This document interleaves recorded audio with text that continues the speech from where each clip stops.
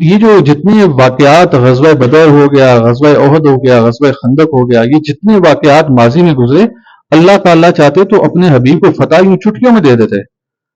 حضور اگر اللہ سے فرماتے کہ میں تھوڑا پیغام پہنچانا آیا، میں کوئی اور اپنا کام ذاتی کرن تو نہ آیا، میں اپنی اولاد پالن نہ آیا، تو مہربانی کرو نہ تو فرشتے بھیجو، تل میں فارغ کرو نہ کافروں ایک سائڈ سے کرو۔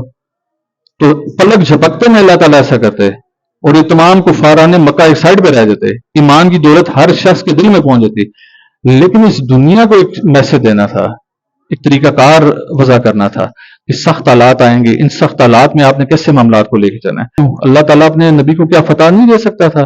وہ اللہ کا خالق رہا کر نہیں دے سکتا تھا، لیکن اسی لیے دیا گیا کہ آنے والی جو امت ہوگی، آنے والے جو لوگ ہوں گے، وہ کہیں اللہ کی طرف سے مدد کے منتظر نہ رہ جائیں، تو اوپر سے فرشتے ہی آئیں گے تو مدد کریں گے، وہ اپنے تئیں ہیلا بھی کریں، جب ہیلا کریں گے تو وسیلہ بنے گا۔